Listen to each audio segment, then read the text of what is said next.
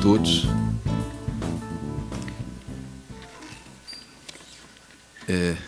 Sejam as minhas palavras iniciais de agradecimento aos organizadores deste evento em homenagem ao eminente e querido professor Fábio Comparato, em especial meus agradecimentos ao professor Alessandro Ottaviani, que tão amavelmente me convidou para que eu presidisse esse painel. E, parafraseando o professor Fábio, eu lembro uma frase por ele proferida por ocasião do ciclo de palestras realizados nesta faculdade, em homenagem à memória do grande jurista Tullio Ascarelli. Naquela noite, disse então o nosso homenageado professor Fábio Comparato: a série de palestras que hoje se inicia representa para esta casa e os juristas brasileiros, de modo geral, o estrito cumprimento de um dever moral. Assim como naquela oportunidade nós, professores de direito comercial desta casa, prestávamos justíssima homenagem àquele que iluminou os caminhos do direito comercial brasileiro, por onde, diga-se de passagem, predominavam muitas trevas, nada mais justo e adequado do que prestarmos homenagem hoje ao professor de todos nós, ao nous desta academia, como me referi certa vez, responsável pela presença dos ilustres professores componentes desta mesa, com os quais eu divido a honra e o privilégio de estar aqui.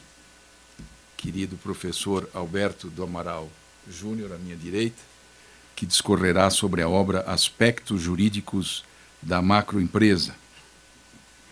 Professor Calixto Salomão Filho, à minha esquerda, que falará sobre a função social da empresa, um dos mais caros temas ao nosso ilustre homenageado. E à minha esquerda aqui, perto do coração, professor José Alexandre Tavares Guerreiro, que explanará a respeito da reforma da empresa, tema de objeto de aula magna pronunciada pelo professor Fábio, após conquistar a titularidade máxima desta casa.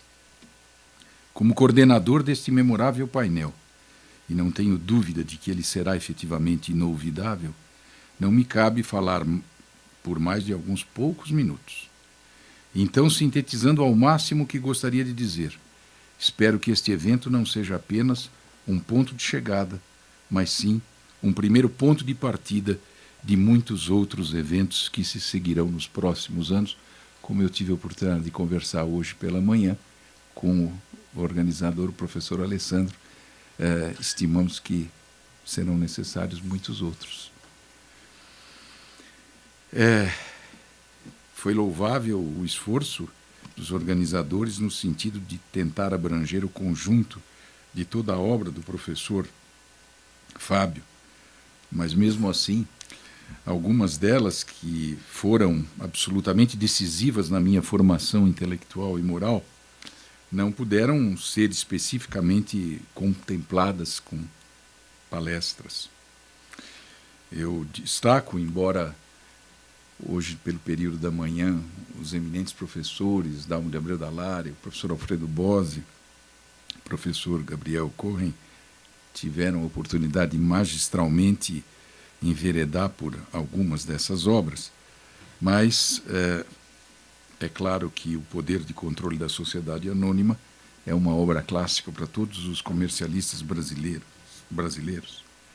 Ética, Direito, Moral e Religião no Mundo Moderno, livro que não apenas terá me influenciado muito Mas, muito mais do que isso, propiciou que eu escrevesse um livro com o qual pude obter uma das maiores honrarias da minha vida acadêmica: ascender a vaga de professor titular de Direito Comercial desta casa, exatamente aquela anteriormente ocupada e superiormente exercida, diga-se com toda a ênfase, pelo nosso professor Fábio Comparato.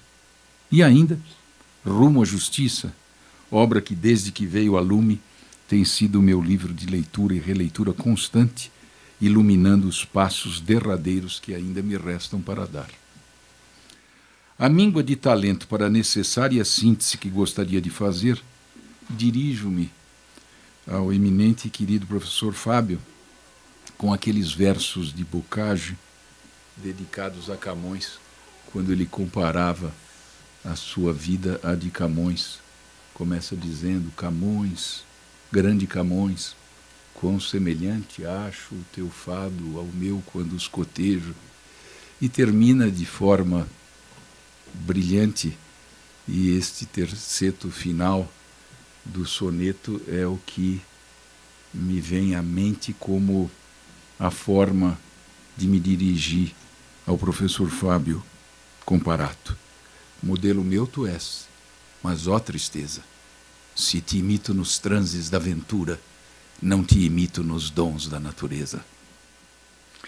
Por essas brevíssimas e singelíssimas considerações, todos os que aqui estão saberão deduzir o quanto eu gostaria de acrescentar.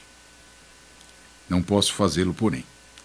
No papel que me foi confiado, cabe-me coordenar este painel, o que passo a fazer a partir desse instante, passando a palavra ao preclaro professor e queridíssimo amigo Alberto do Amaral Júnior. Com a palavra. Microfone.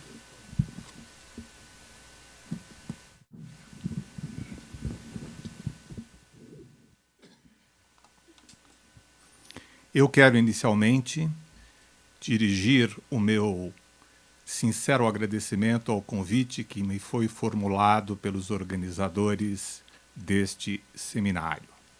Não poderia, do mesmo modo, deixar de cumprimentar o professor Alessandro Ottaviani pelo justo, importante e oportuno evento que hoje se realiza. Em segundo lugar, expresso aqui a minha satisfação pessoal em compartilhar esta mesa com eminentes mestres, amigos e professores que permanentemente me inspiram: professor Newton de Luca, professor Calixto Salomão Filho e professor José Alexandre Tavares Guerreiro. Querido professor Fábio Conder Comparato, nesta noite, mais do que discorrer sobre uma de suas obras e fugindo ao que me foi solicitado inicialmente, eu tentarei percorrer um caminho ligeiramente diferente. Isto é, eu analisarei o seu brilhante livro Aspectos Jurídicos da Macroempresa como uma plataforma para a construção de um novo direito empresarial no Brasil. Eu me refiro aqui, e o livro é uma testemunha exemplar do que acabo de afirmar, de que esta obra revela uma dialética entre o uno e o múltiplo, ou seja, entre o professor Fábio Comparato, professor de Direito Comercial desta casa, e os vários Fábios Comparato. Esta obra é, na verdade, uma antecipação, um presságio e uma visão premonitória do grande jurista que viria a se delinear nos anos subsequentes. E é claro que, nesse momento, eu quero aqui já enunciar de antemão uma tese, que é o eixo central da minha exposição. Ao falar no uno e no múltiplo, e na dialética que relaciona o aspecto do comercialista aos aspectos do publicista, do filósofo, do professor de ética, eu quero aqui dizer que o professor Fábio Comparato é o grande comercialista brasileiro do século XX. E vou aqui tentar esboçar esta visão com alguns exemplos concretos que podem muito bem evidenciar aquilo que eu digo como tese central da minha exposição. Por que considerar o professor Fábio Conder Comparato como o grande comercialista brasileiro do século XX, século no qual outros importantes comercialistas pontificaram? Por várias razões. Pela abrangência dos temas por ele abordados, pela profundidade que imprimiu a esses temas, pelo ineditismo e pela criatividade que os caracterizam, pelo brilho da forma e pela excelência do conteúdo.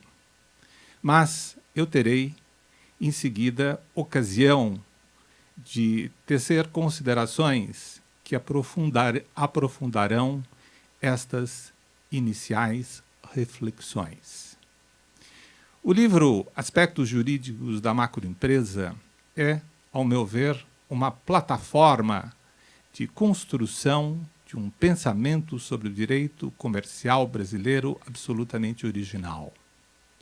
Nele, o professor Fábio Conder Comparato evidencia com brilhantismo incomum a novidade representada pelo tratamento jurídico da sociedade anônima e a maneira como o direito deveria dar-lhe um novo estatuto jurídico. Temas novos surgem à cogitação do jurista brasileiro no final dos anos 60 e no limiar da década de 70. A macroempresa já houvera se constituído na grande unidade de produção capitalista na primeira metade do século XX. Mas havia uma grande distância entre o tratamento jurídico e a realidade econômica que a caracteriza. É justamente esse abismo entre o formal e o real, entre a regulação jurídica brasileira, até então efetuada por um decreto dos anos 40, e a perplexidade suscitada pelos problemas novos que a sociedade anônima a todo momento instiga à reflexão, justamente esse cenário é que constitui o pano de fundo, o caldo de cultura para a reflexão do professor Fábio Comparato nesta magnífica obra. Mas esta magnífica obra também antecipa outros temas que virão a ser tratados no futuro e que são desdobramentos do novo Estatuto Jurídico da Macroempresa, que viria a ser dado no Brasil pela nova Lei de Sociedades Anônimas dos anos 70, de 1976. E na sua magistral obra Poder e Controle nas Sociedades Anônimas, o professor Fábio Comparato, na verdade, desenvolve temas que já havia enunciado e já havia aclarado de maneira preliminar na sua obra inaugural nesta matéria. Mas, além de refletir de maneira profunda sobre a sociedade anônima, em aspectos jurídicos da macroempresa, o professor Fábio Conder Comparato lança luzes para a renovação do direito falimentar brasileiro. Isto não é pouco. Numa época em que o fenômeno da reorganização empresarial ainda era sucintamente ventilado no Brasil, Aspectos Jurídicos da Macroempresa aborda como o tema foi tratado, e tratado com proficiência, em legislações estrangeiras. Portanto, nós estamos aqui diante de uma obra seminal. Mas eu quero agora me referir aos múltiplos Fábios comparatos, se assim eu posso dizer. Mas não quero apenas me referir aos múltiplos Fábios comparatos como expressando uma habilidade inusitada em diversos ramos do conhecimento jurídico ou do pensamento filosófico. Mas quero referir a esse espírito criativo e inquieto no plano do direito comercial. É justamente no plano do direito comercial que esta multiplicidade igualmente se revela. Ela, portanto, tem duas dimensões, que são complementares e não antagônicas. Em outras palavras, há um caráter plurimo na personalidade do professor Fábio Comparato, ao abordar o direito comercial, assim como há um caráter plurimo na sua personalidade ao abordar diferentes temas de interesse jurídico, político e filosófico. E eu quero aqui postular uma tese subsequente, que existe uma ligação intrínseca entre estes dois planos. Mas, como é objeto deste painel a análise do direito empresarial, eu me deterei, ainda que brevemente, sobre o primeiro deles, sobre como as diferentes manifestações da personalidade do professor Fábio Comparato se exprime e se externaliza na análise pioneira de temas do direito comercial. O professor Fábio Comparato é, assim, um grande e o maior inovador no direito brasileiro do tema das sociedades anônimas. Isto já me permite um diálogo com o professor Calixto Salomão, que abordará o tema da responsabilidade social da empresa. Na sua obra magistral, O Poder e Controle das Sociedades Anônimas, o professor Comparato traz à baila um tema que permanecia alheio à cogitação dos juristas, com um veso extremamente formalista, como eram os comercialistas brasileiros, ainda que perspicazes como formalistas, ainda ignoravam a importância e a relevância do tema do poder no âmbito privado.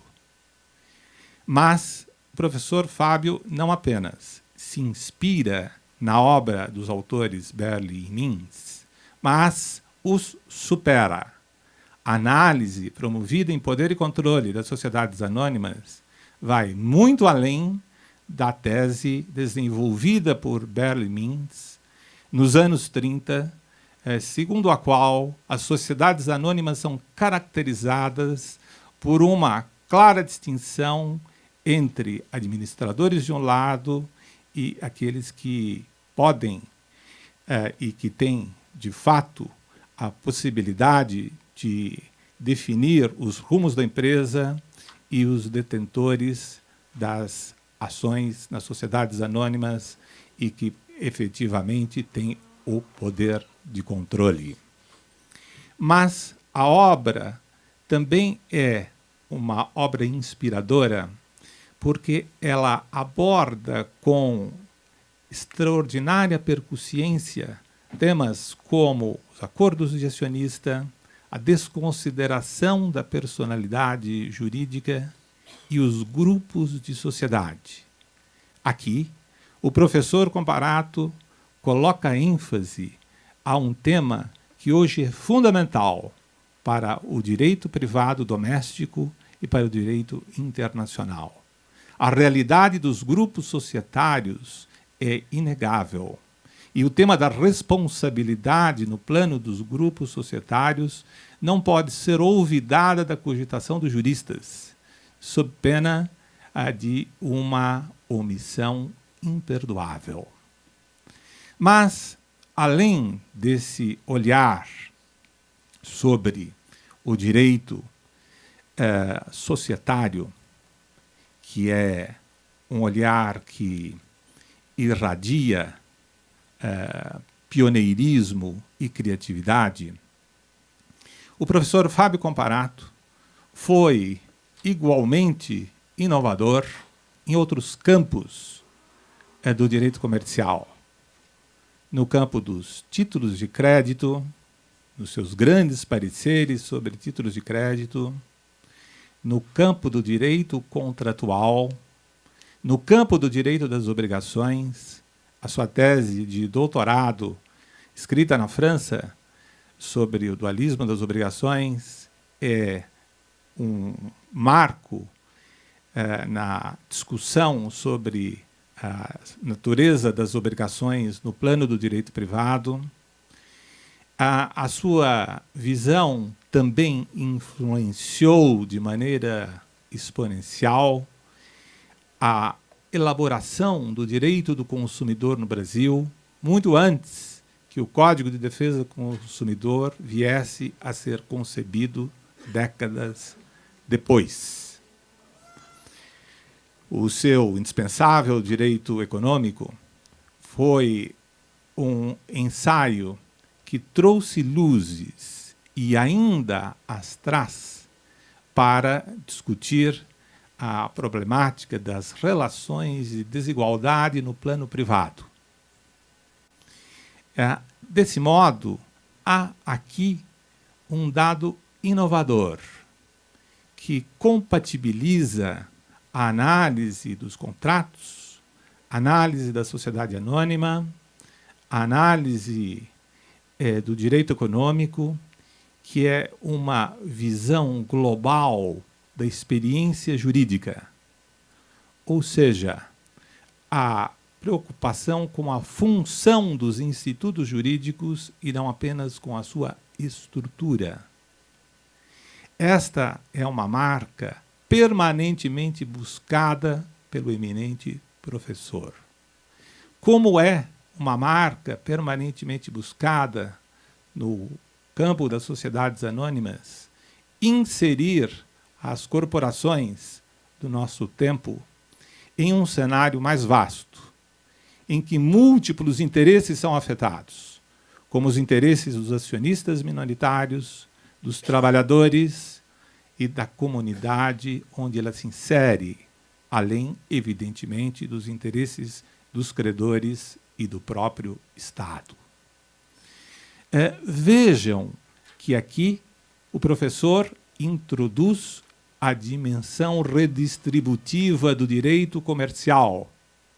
E isto, no Brasil, é algo absolutamente desconhecido até a segunda metade do século XX, com a publicação dos seus decisivos ensaios e obras de inacreditável profundidade. Mas como se constrói esse perfil múltiplo? E como se opera essa dialética entre o uno e o múltiplo? Essa dialética entre o uno e o múltiplo se opera a partir de alguns fatores ou a partir de algumas raízes que dão coerência, que fundam uma experiência de conhecer a vida e o direito. Primeiro, uma alma de artista e a criatividade que a caracteriza. Como concertista e pianista, o professor Fábio Comparato sempre teve a sensibilidade artística na construção e na análise dos modelos jurídicos. Segundo, uma sólida cultura humanística, capaz de discutir ao mesmo tempo as obras do sábio Montaigne, de Camões, as peças de Molière, a obra de Kant, de Rousseau, de Marx e de Kierkegaard. Além disso, além desta sólida cultura humanística, o professor tem uma vocação inata para discutir os grandes temas que interessam ao homem contemporâneo. Está no centro da sua reflexão o tema da dignidade humana e da construção de uma sociedade justa. E é claro que pensar o direito comercial é pensar o direito empresarial sob uma ótica da construção de uma sociedade justa. Isto não é pouco. Aliás, isto é muito. E isto se constitui num divisor de águas entre aquilo que vem antes e aquilo que vem depois do professor Fábio Conder Comparato. Ele é, assim, um inspirador de uma geração, de uma nova forma de conceber e pensar os conhecimentos e o âmbito jurídico de maneira particular. Eu me refiro aos conhecimentos como múltiplos, na medida em que há aqui uma relação entre o plano político, o plano filosófico, o plano jurídico e o plano ético. Quem se der ao trabalho de ler aspectos jurídicos da macroempresa, logo perceberá como há uma relação intensa formulada em todos os momentos entre aquilo que se passa no plano privado, no âmbito societário, na estrutura orgânica das corporações, com a estrutura do Estado e com os institutos típicos da democracia política. Mas quero aqui também referir a um outro aspecto do comercialista, aquele que tem um domínio amplo de todo o direito comparado e que, ao dominar o direito comparado, tem uma habilidade rara para encarar a relação entre os institutos jurídicos e o tecido sociocultural que lhe deu origem. Esta formação obtida na França em direito comparado é algo também inovador no direito comercial brasileiro, que ainda não foi devidamente sublinhado. Vejam que nós estamos aqui diante de vários perfis. O que eu estou a fazer nada mais é do que delinear uma figura na composição de um perfil. Mas é claro que na composição deste grande perfil de comercialista, que é único no século XX no Brasil, e eu digo isso com absoluta tranquilidade, nesse perfil ressalta ainda a dimensão do excepcional professor, a vocação acadêmica, na qual se exprime com nitidez a formação de novos juristas com uma visão crítica e uma perspectiva de visualizar os institutos privados à luz dos grandes valores humanos. Veja que aqui, neste especial perfil que eu estou a delinear a vocês, nós estamos diante de uma personalidade absolutamente singular, porque é exponencial, é grandiosa e inspiradora. E é justamente aqui que eu gostaria de trazer, e não poderia deixar de fazer isto neste momento, uma nota de caráter pessoal. Quando, em 1984, eu ingressei na pós-graduação da Faculdade de Direito desta casa, foi sob suas mãos, professor Fábio Comparato, que eu tive abertas as portas da academia. Mas este, mais do que um ato individual de generosidade a alguém que tinha dificuldades adicionais e suplementares, era uma manifestação eloquente da aceitação da diversidade e do pluralismo. Era uma afirmação prática de que os direitos humanos não constituem uma obra retórica, mas uma vivência, uma prática, uma realidade. Vejam que muitos dos juristas brasileiros se perderam nos últimos tempos com a distância que se estabeleceu entre o que escreveram e o que fizeram. Na obra do professor Fábio Comparato existe uma coerência entre aquilo que escreveu, que falou, que prelecionou e aquilo que fez. Portanto, no meu caso pessoal, não havia apenas aceitação de um deficiente visual, com todos os riscos que esta empresa importava, mas havia também uma dimensão coletiva, na qual o professor admitia os deficientes físicos como capazes de participar em igualdade de condições da vida acadêmica, numa faculdade tradicional e onde muitas vezes vigorou o preconceito e que fechou as portas a Luiz Gama no século XIX. Mas eu gostaria, caro professor, agora de falar com o coração, como se fala aos amigos queridos. E queria invocar o seu discurso, proferido em 1983, na formatura da minha turma, quando, de maneira oportuna e excepcional, relembrou alguns aspectos peculiares à vida brasileira daquele momento, mas, ao mesmo tempo que lamentava a crise profunda que vivíamos em função dos estertores do regime militar, da debacle econômica e da desesperança, foi o seu discurso uma peça de alento.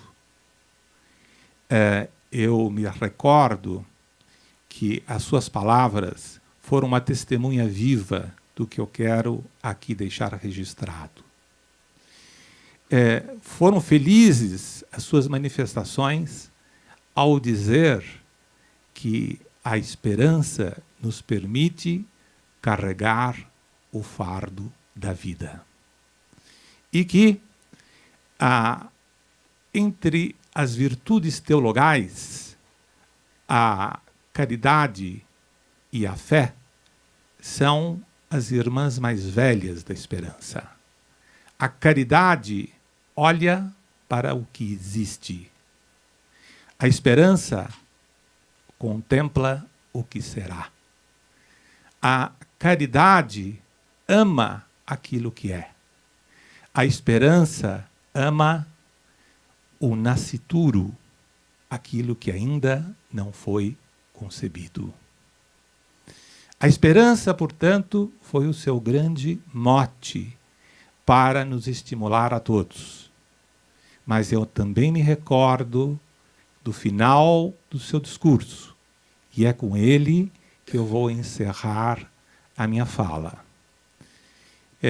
Naquele longínquo ano de 1983, o senhor disse a nós, bacharéis, que quando algum sofredor algum incompreendido, algum discriminado, algum abandonado, algum indivíduo vítima de intolerável preconceito solicitar a nossa ajuda, nós deveríamos dizer presente. E eu aqui quero parafraseá-lo, professor. Em todas as vezes que os imperativos da justiça lhe exigiram uma atitude, o senhor indiscutivelmente disse presente. Obrigado.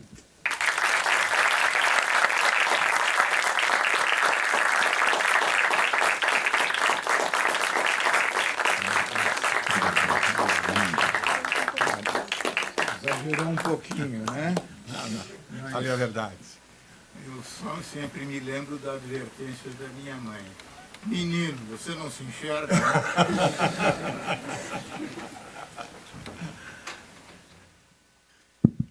Bom, em meu nome pessoal e dos organizadores, e tenho certeza de que falo em nome de todos os presentes, meu caríssimo Alberto Amaral, muito obrigado. Eu tinha certeza de que a sua exposição tocaria o coração de todos nós.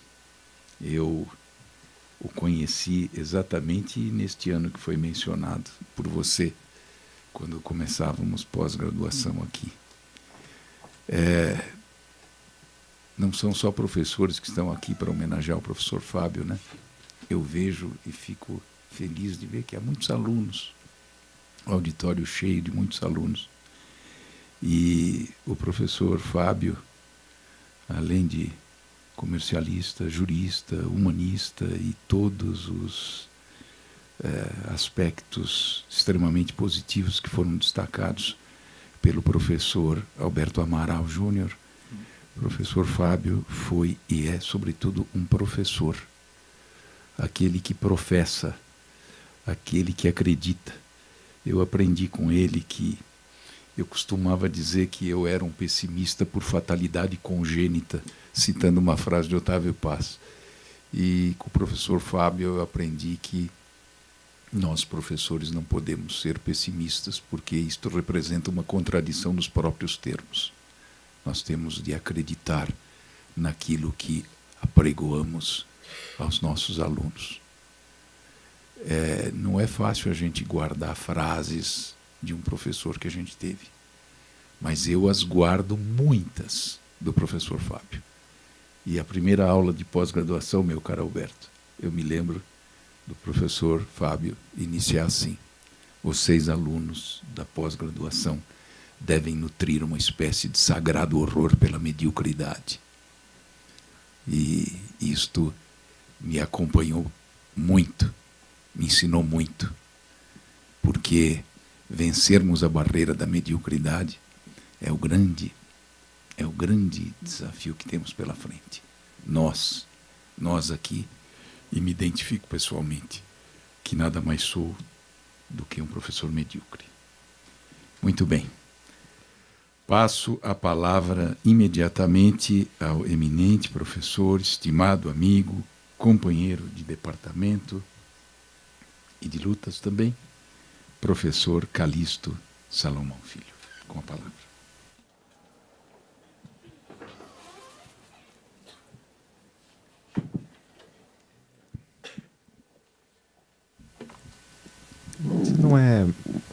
Não é fácil se manifestar em um seminário como esse, porque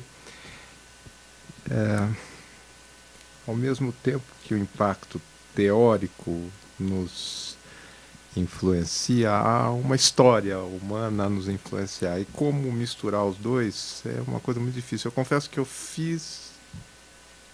tinha preparado algo muito, talvez muito não, mas mais teórico do que isso, comentando a obra do professor Comparato, e há 2 dias atrás eu entendi que eu tinha que jogar tudo fora e fazer algo que tivesse uma relação mais íntima até com o que o homenageado deve ouvir, por se tratar da realidade. E, por se tratar da realidade, eu começo com uma observação que talvez me diferencie um pouco, a minha experiência com o professor comparado diferencia um pouco dos meus colegas de mesa. Primeiro, ela é a mais recente de todas.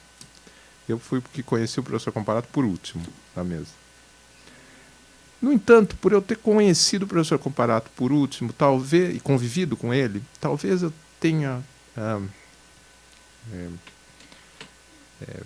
participado da época de maior tensão interna na sua vida, em relação à sua produção. E isso foi muito útil, foi extremamente iluminador para mim, porque essa tensão talvez seja a grande marca, essa crítica interna e essa busca por novos horizontes. E isso me traz a segunda diferença em relação aos membros da mesa, para também contar um episódio verdadeiro, que a minha primeira aproximação com o professor Comparato não foi tão romântica, ela foi de irritação, profunda irritação, porque eu era aluno. E o professor Comparato, aluno do 5º ano, o professor Comparato extremamente rigoroso com a turma. Fazia perguntas extremamente difíceis. E eu lembro como isso me irritava, eu não conseguir respondê-las. Como eu ia para casa e me preparava para trazer perguntas difíceis a ele, para embaraçá-lo ou tentar responder. Então, a nossa relação já começa num contraditório, que talvez seja a primeira grande lição que eu tive, porque esse contraditório não se fazia só em relação a nós, alunos, e era um contraditório, um raciocínio dialético, como queiramos chamá-lo, que tentava nos trazer ao raciocínio, ao verdadeiro raciocínio. Mas depois eu notei que era uma época que estava se fazendo crescentemente em relação a ele mesmo. Então, com isso que eu queria introduzir, que a minha experiência é um pouco diferente, mas por isso ela tem, talvez em relação aos outros membros da mesa, mais recentes, mas tem peculiaridades que para mim foram muito importantes, que foi a vivência dessa compartilhar desse momento de transformação ou de busca de novos horizontes. E eu quero, ao falar da obra dele, da obra e da influência, exatamente buscar um pouco isso, porque eu falarei menos sobre a influência teórica e mais sobre as consequências práticas aqui na faculdade, na matéria ou na pesquisa em áreas relacionadas aos seus interesses. Então, essa primeira observação pessoal, influência teórica. Bom, a função social da empresa. Aí, de novo, a lição da crítica e da autocrítica, que eu repito, talvez seja a maior lição que eu tenha aprendido do professor Comparato. O livro que compartilhamos, Poder de Controle, é um exemplo maior disso. Não há. Eu já ouvi até de colegas estrangeiros que nunca ouviram falar de alguém que tivesse admitido um tipo de obra daquele tipo, de comentário crítico. Então, isso enfim, talvez essa seja a maior lição.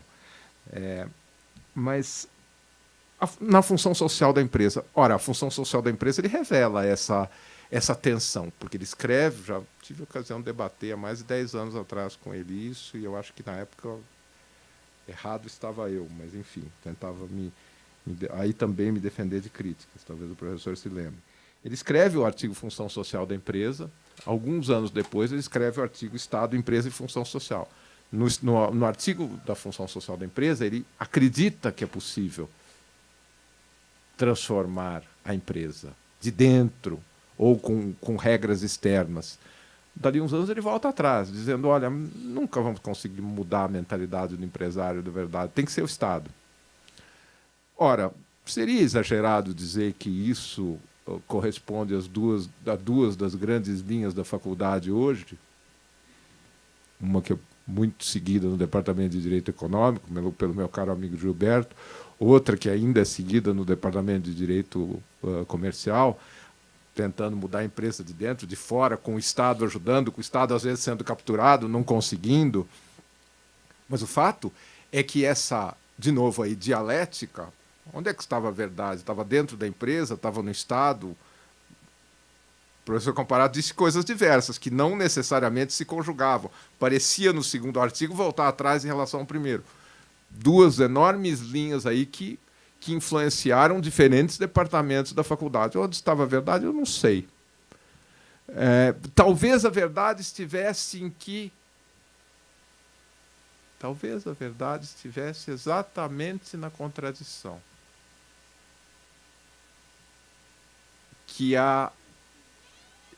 Estivesse exatamente no que resta da contradição, ou seja, que o funcionamento da atividade econômica capitalista produz efeitos sociais que precisam ser tidos em conta pelo jurista, que precisam ser controlados, e que cada um de nós, individualmente considerado, no seu trabalho de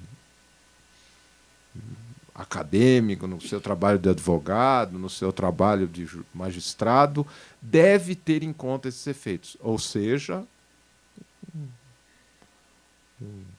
um libelo, se quiserem, antipositivista. Nós precisamos ter em conta os efeitos sociais da atividade econômica. Por diversas formas.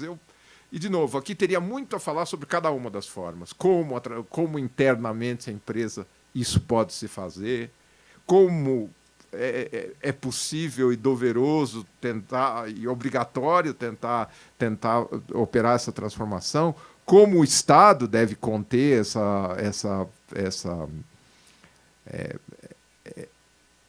essa sanha da atividade econômica, impedindo que ela se expanda para setores em que ela não pode atuar, limitando e regulando em outros. Enfim, os efeitos desses dois artigos foram muito explorados nesses 30 anos, mas eu acho que o mais relevante, na verdade, é o que resta da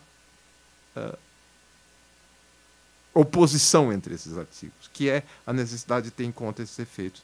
Isso me traz a segunda parte do que eu queria dizer, que eu acho que talvez onde o professor Comparato possa ver melhor, e se eu o conheci bem nesses últimos anos, onde ele talvez reste para ele o gosto mais doce da sua trajetória, que é nos efeitos práticos, o que tem ocorrido na faculdade. E eu vou lhes contar, lhes narrar duas experiências que são diretamente relacionadas a essa ideia dos efeitos sociais. Vamos falar do concreto. Dos efeitos sociais da atividade econômica. A primeira, retomando algo dito pelo meu amigo professor Alberto, uma homenagem a alguém tão discriminado nessa faculdade, que é a atividade, eu não sei o quão a par o professor está disso, se não está, é num evento em sua homenagem que deve estar, das atividades da Clínica Luiz Gama. A Clínica Luiz Gama trata exatamente daqueles mais marginalizados e mais destruídos pela atuação do sistema econômico capitalista. É uma clínica de direitos humanos que funciona aqui na faculdade, que trata de moradores de rua. Há mais ou menos 5 ou 6 anos eu participo dessa clínica, formado por alunos, por coordenadores de excepcional dedicação e por um número crescente de alunos. O que nós observamos nessa...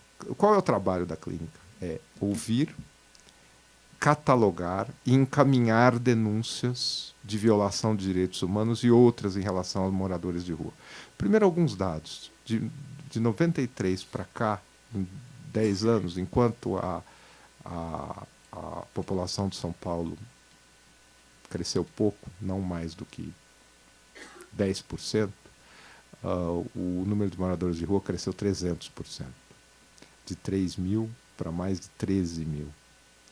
O que se nota nessa clínica? O que as entrevistas nos mostram?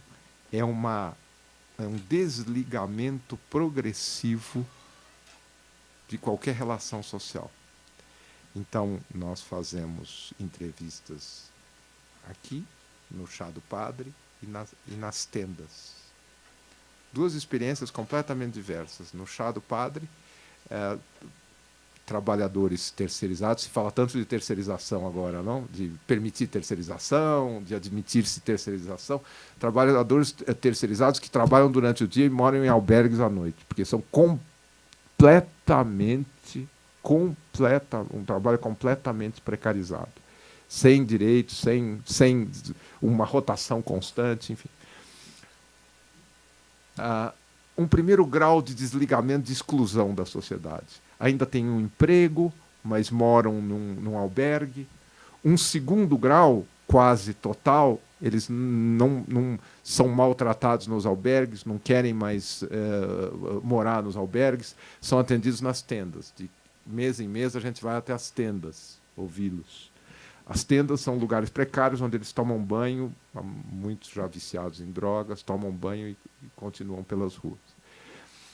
Os relatos de distanciamento familiar, social e de maus tratos são terríveis. O trabalho de encaminhamento dessas denúncias também é constante. Mas esse é o lado difícil. Então, olha aí, a atividade da empresa expulsando progressivamente, ou a atividade econômica expulsando progressivamente, alienando, progressivamente excluindo.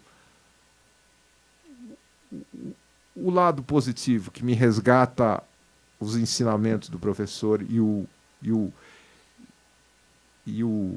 vou voltar a isso na conclusão, e o humanismo. O número de alunos da faculdade na clínica só cresce. Não se faz propaganda, não se sai atrás buscando alunos. Nós saímos de 4 ou 5 para um número tão grande que nós temos que fazer limitação de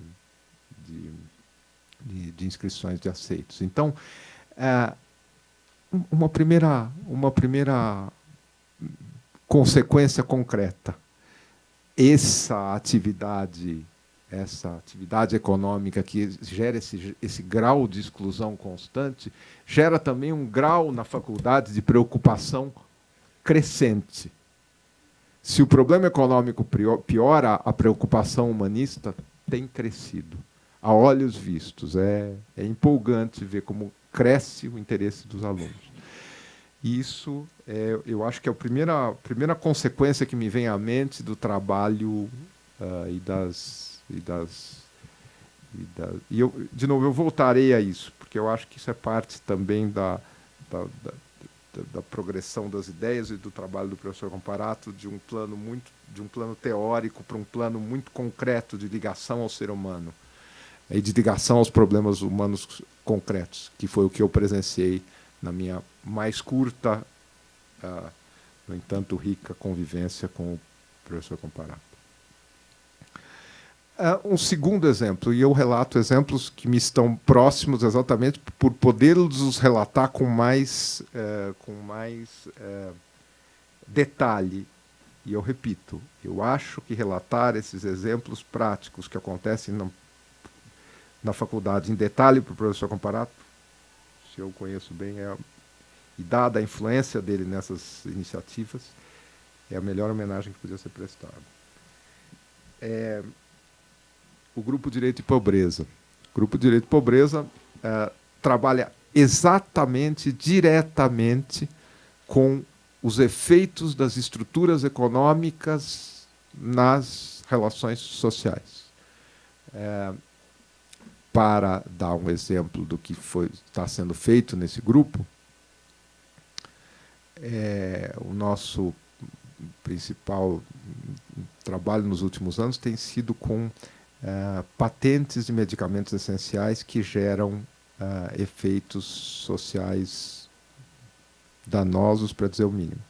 nós, há 4 ou 5 anos, começamos uma pesquisa sobre um medicamento, trastuzumab, contra o câncer de mama. A ausência desse medicamento no SUS respondia por 3.000 mortes de mulheres por ano, porque é um medicamento, dependendo seria longo explicar, mas dependendo do genótipo feminino, só esse medicamento tem efeito. A ausência desse medicamento respondia por 3.000 mortes anuais. Um verdadeiro genocídio, né? Desses genocídios silenciosos que ocorrem no Brasil. Foi uma longa pesquisa que gerou uma representação que foi acolhida alguns meses atrás e se transformou num inquérito civil contra a empresa que produz esse medicamento. E onde vai dar, nós não sabemos. Mas o fato é que aí há um exemplo concreto. Uma estrutura, uma patente que impede o acesso e leva a mortes. Uma patente do medicamento essencial que leva a X mil mortes por ano. É verdade que ele foi incluído no SUS, mas ainda assim ele não é vendido para os estados ao mesmo preço e continua gerando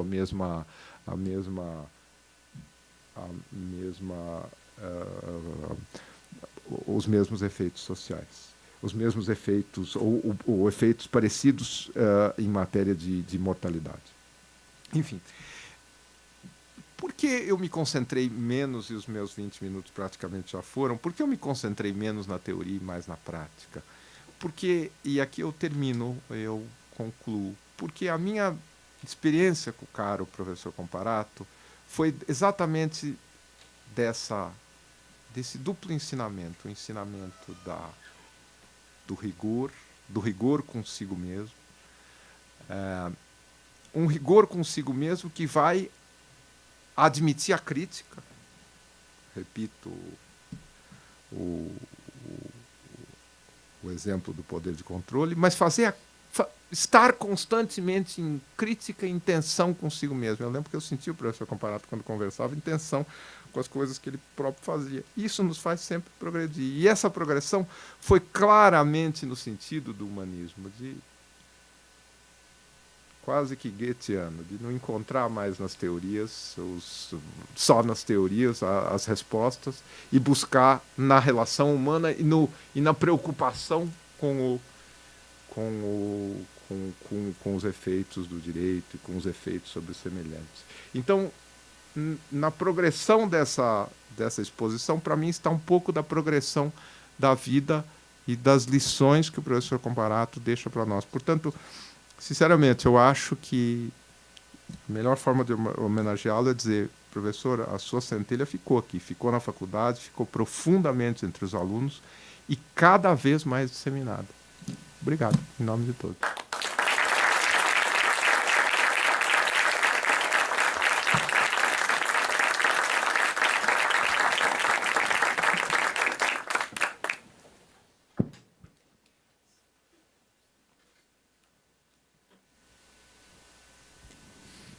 Claro que concordo irrestritamente com as palavras do eminente professor Calixto, quando destaca todos esses aspectos da centelha que o professor Fábio nos deixou. Apenas, Calixto, para dar um tom também coloquial, como hoje de manhã o professor Dalmudalari deu de uma maneira tão bonita, tão poética, eu quero dizer a você que também no nosso tempo nem tudo eram flores, viu? Eu fui assistente do professor Fábio, tive a honra de ser orientando do mestrado, do doutorado e de ser assistente, o que me propiciou, evidentemente, a começar a pensar o direito, né? E o professor Fábio sempre foi de um rigor cartesiano que todo mundo sabe. E, como assistente, no último ano, formava uma fila de alunos que ficavam reprovados por meio ponto e vinham chorar as pitangas comigo, né? Professor, o senhor fala com o professor Fábio: olha, eu estou no 5º ano, eu preciso me formar, né? E eu fiquei por meio ponto. Né? E eu ficava naquela situação, falei, o professor Fábio não vai gostar dessa história, mas eu tenho que agir como mandatário dos alunos. E então falava com o professor Fábio, olha, há uma turminha aqui que está por meio ponto, o que o senhor acha? Né? Aquela coisa meio já bancando um pouco o advogado, né? Será que não dá para a gente dar um jeitinho? E o professor Fábio, é aí a diferença entre o homem bom e o homem justo, né? Ser bom é fácil. Eu aprendi que ser bom é fácil. Difícil é ser justo. E a magistratura me ensinou isso. E o professor Fábio me dizia assim, olha, Newton, você diga a eles que não é pelo fato de eles estarem no 5º ano que eles adquiriram uma apólice de seguro contra a reprovação. Tratem de estudar. E uma outra passagem que eu me permito contar, para dar um clima gostoso, a gente que fica sempre triste com as coisas que a gente ouve no exterior a respeito do Brasil, eu quero contar uma que me deixou profundamente envaidecido. Eu estava em Paris estudando um mecanismo que depois foi trazido aqui para o Brasil, a duplicata virtual, hoje já reconhecida pelo STJ como perfeitamente exequível. O professor Fábio havia me feito uma carta de apresentação ao professor Michel Vasser, que me recebeu e me abriu as portas lá em Paris. E lá eu estive em companhia de um ex-aluno meu e do professor Fábio principalmente, não é? Era assistente do professor Fábio. E ele me conta a seguinte história. Sabe, professor Newton, eu vim aqui para estudar grupos societários. E quando eu fui entrevistado pelo professor, ele me perguntou assim, por onde o senhor é formado? E eu respondi, sou formado pela Faculdade de Direito do Lago São Francisco, lá da Universidade de São Paulo. O senhor foi aluno de quem em Direito Comercial? Ele respondeu, fui aluno do professor Fábio Comparato. E os franceses, que vocês sabem o quanto eles são xenófobos, né? Tudo para eles é là-bas. Né? O professor virou e falou assim, o que o senhor veio fazer então aqui em Paris se o senhor foi aluno do professor Fábio Comparato? Nós não temos o que ensinar para o senhor. Eu me recordo muito emocionado desse momento. Né? Se todos os brasileiros conseguissem fazer isso, como a imagem do nosso país seria diferente. Muito bem, mas eu não posso me deixar levar pelas emoções, eu tenho que cumprir o meu papel, já tive que dar 2 cartões amarelos, que função horrorosa essa.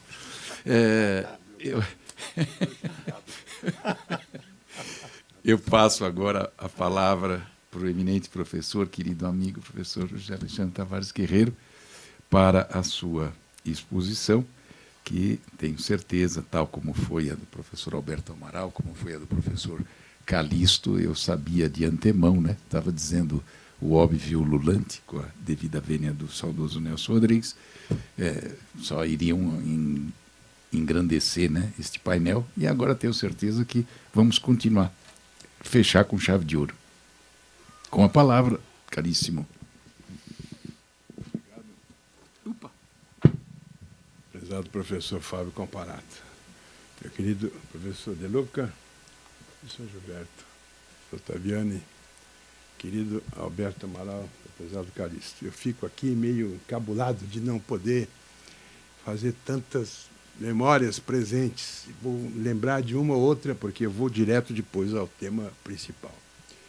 Acho que a prescrição já operou e eu posso contar um pecado venial da minha vida. Na primeira ou segunda turma de mercado de capitais, que o professor Fábio Comparato organizou e da qual eu fui o acólito, houve um pânico no dia do exame, e um pânico que paralisou as pobres cabeças dos quartanistas. E eu fui obrigado, seguindo os ditames da equidade, não da lei, a passar cola aos meus próprios alunos. Tomando cuidado que o professor que estava na casa não visse, porque seria um descalabro aquela prova se eu não tiver... Eu não dei propriamente escola, dei insights, como hoje se diz no idioma camoniano. A segunda reflexão que me ocorreu fazer aqui é a seguinte: eu tenho a convicção de que Santos e o direito comercial têm muito em comum. Além de, naturalmente, ser a cidade que cedia o virtual campeão paulista deste ano, Santos acolheu também o Carvalho de Mendonça, nascido em Pernambuco, e um dos maiores comercialistas do século, e a terra natal de outros grandes comercialistas, especialmente do professor Fábio Comparato. Há outros, mas eu deixo de nomeá-los, inclusive, porque a modéstia me impede de fazer.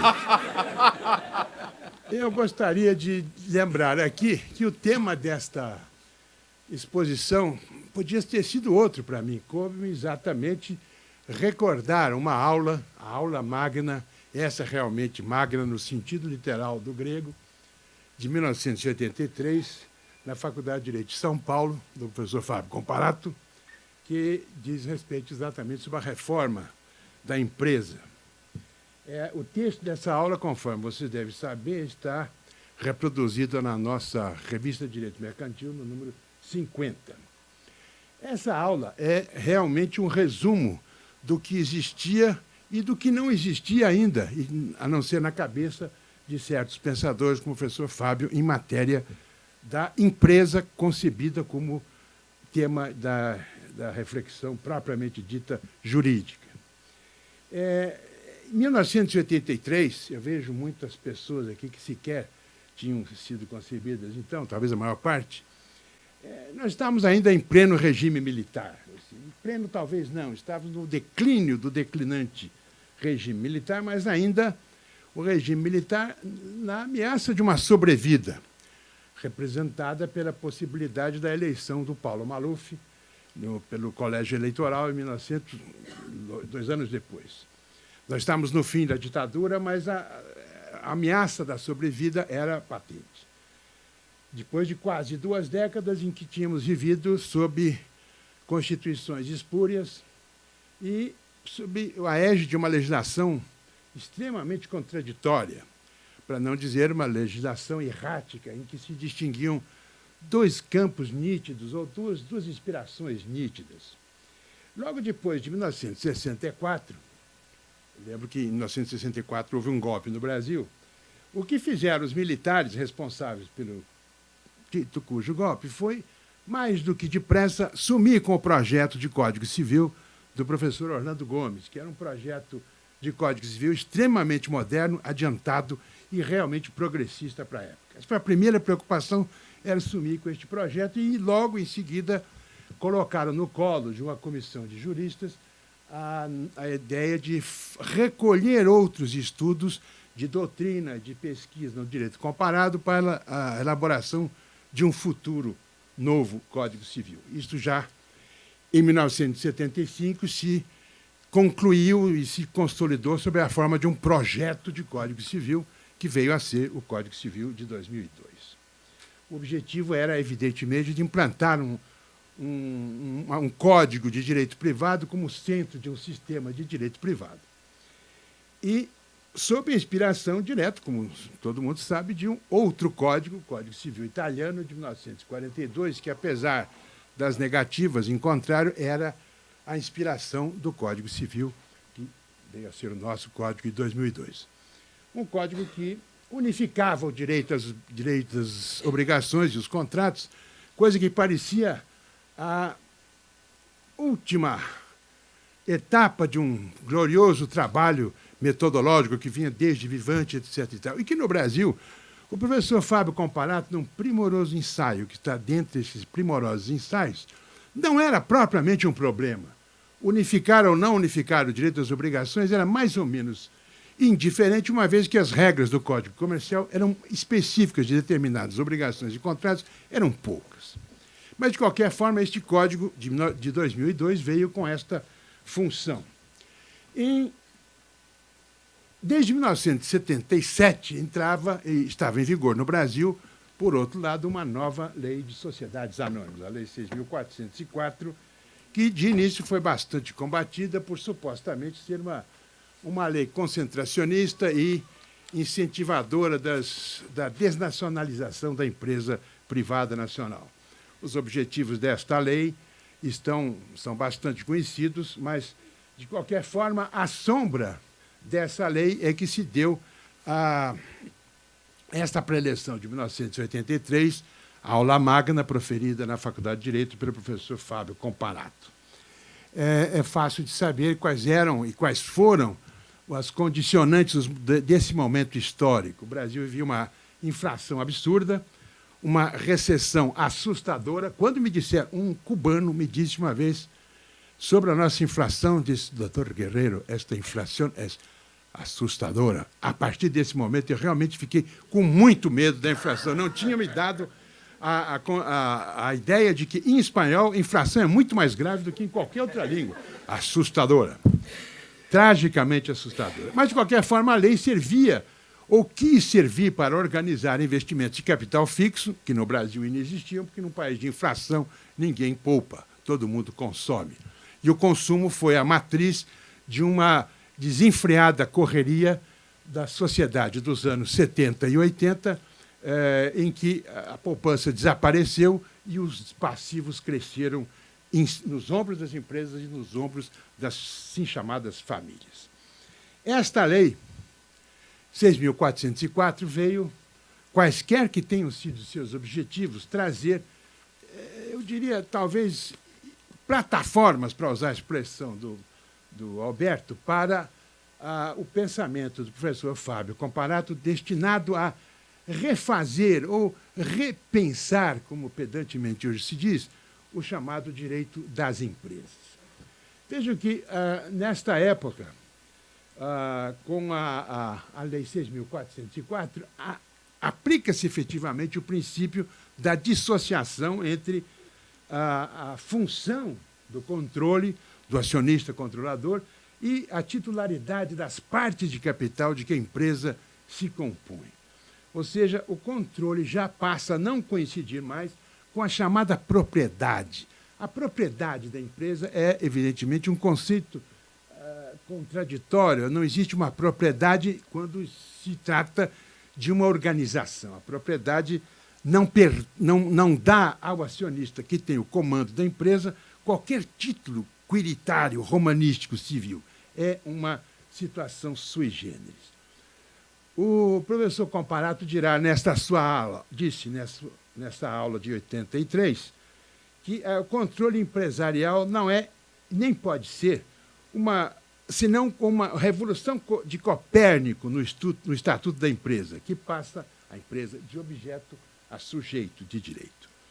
O centro de gravidade é o empresário que deve servir a empresa e não se servir da empresa. Está isto dito expressas no texto desta aula magna. Ora, o Código Civil, que vem pouco tempo depois, o que já estava em gestação, inverte, navegava exatamente na perspectiva diferente, erigindo a figura do empreendedor e do empresário como centro de todo o direito de empresa. Como diz o professor Comparato, em completo divórcio com a realidade econômica. O Código Civil brasileiro acompanhou, ao que parece, uma figura quase delituosa do empresário como Führer, como chefe da empresa, e não como agente econômico que comanda as decisões empresariais.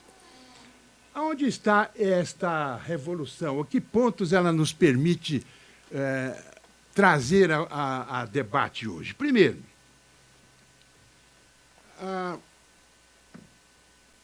consequências dessa visão.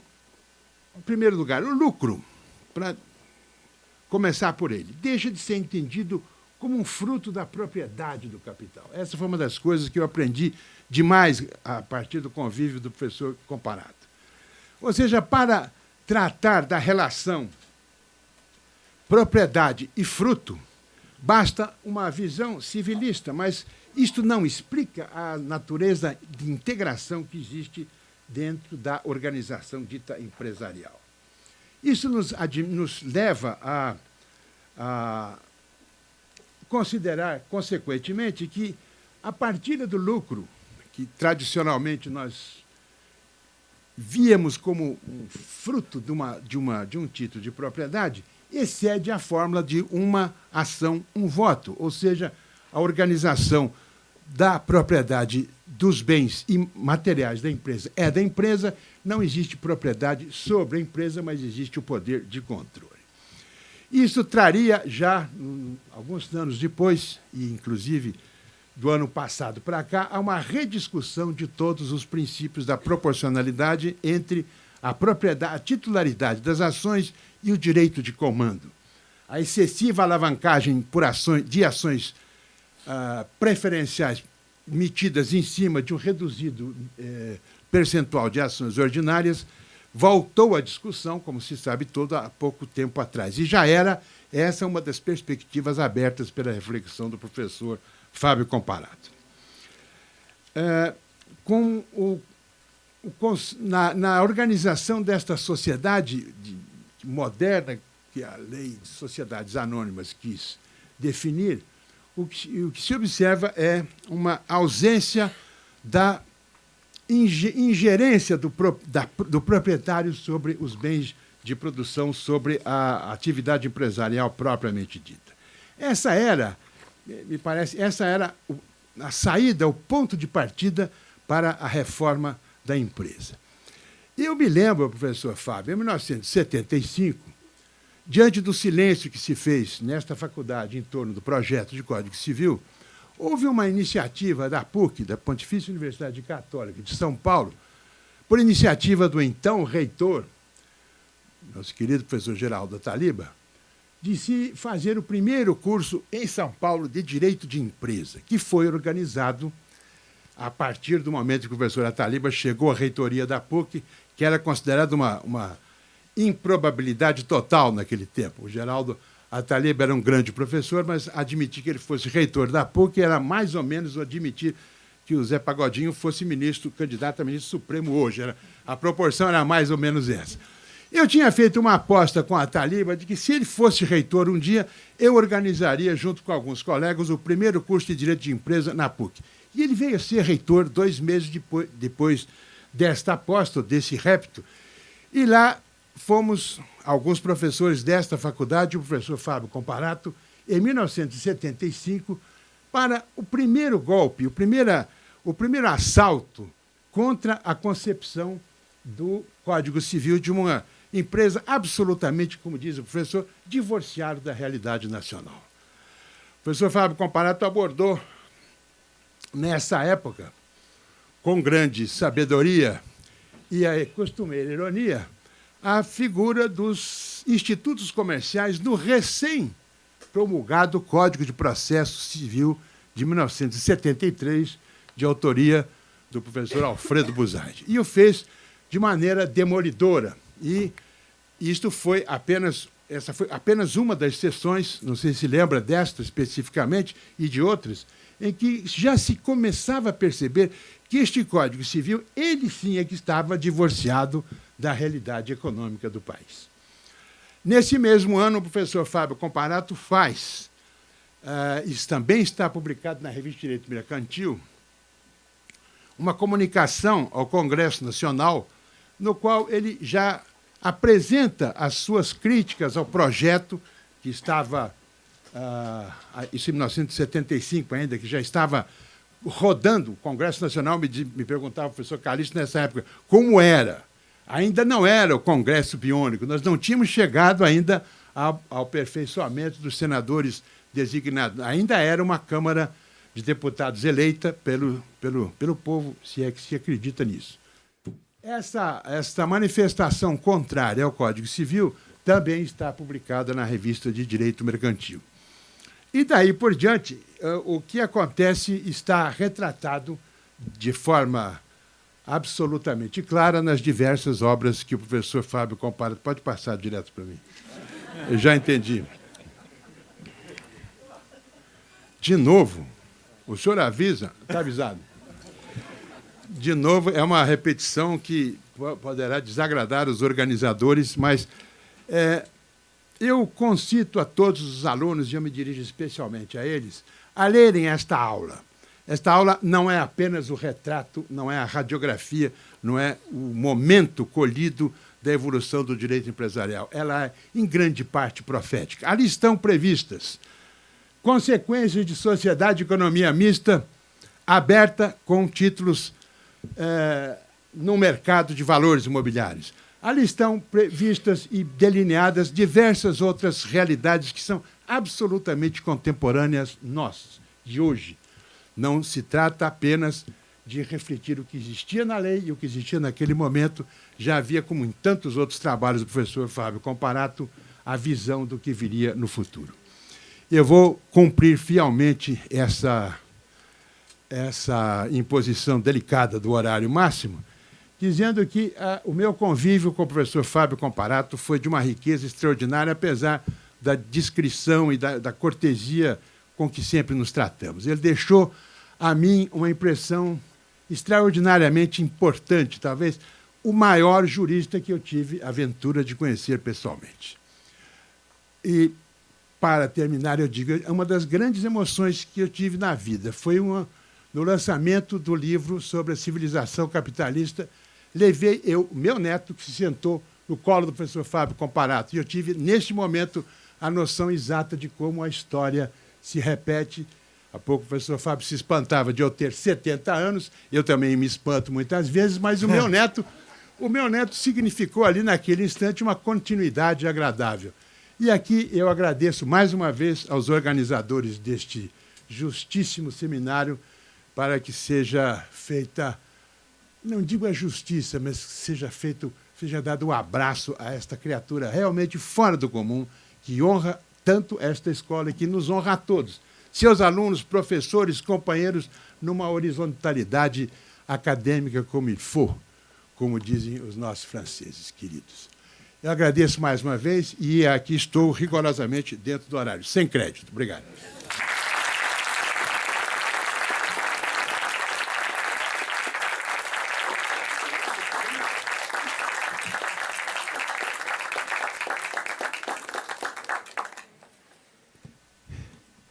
Muito obrigado, professor Tavares Guerreiro, por suas palavras. Tenho a certeza de que todos estão profundamente felizes com esta homenagem que estamos tentando prestar ao nosso queridíssimo professor Fábio Conder Comparato. O Guerreiro não ultrapassou o horário de forma bastante disciplinada, mas todos nós, de certa maneira, ultrapassamos um pouquinho. É claro que eu gostaria de falar mais algumas coisas, mas nós temos o outro painel, não podemos atrasar a nossa programação. O que fica claro para todos, e principalmente aqueles que acompanharem esta homenagem do começo ao fim, é que todos vão reivindicar o professor Fábio Comparato para os seus próprios domínios. Os comercialistas vão sempre querer dizer, professor Fábio é, sobretudo, como disse o professor Alberto, o maior comercialista do século XX. Os humanistas vão querer reivindicar para eles, né, o privilégio de ter o professor Fábio. O importante é que o professor Fábio, em todos os seus escritos, sejam eles relacionados à sociedade anônima, ou à macroempresa, ou à reforma da empresa, ou relativamente à justiça, ou à civilização capitalista, ética, religião, o fato é que em todos os seus escritos o professor Fábio tem o condão de repartir o seu conhecimento com os outros. Ele se doa integralmente. E isto todos nós que fomos alunos dele e que continuamos a ser, né, vamos até a morte continuar aprendendo nos livros dele, todos nós haveremos de repetir isto à exaustão, que aprendemos com o professor Fábio a tentar aquilo que a nossa Constituição pomposamente diz, né? Mas que ainda estamos muito distantes, que é constituir uma sociedade livre, justa e solidária. É o nosso sonho, e o professor Fábio Comparato, a par de tudo isto que ele foi e é, e que foi tão brilhantemente exposto aqui, ele continuará sendo para nós a reconstrução da esperança. Nós temos o sonho e não vamos abdicar desse sonho, porque o homem começa com sonhos e termina com sonhos. E quando para de sonhar, recai numa espécie de animalidade primitiva. Nós vamos continuar sonhando, graças ao professor Fábio Conde Comparato. Nossas homenagens, professor Fábio. Está encerrado.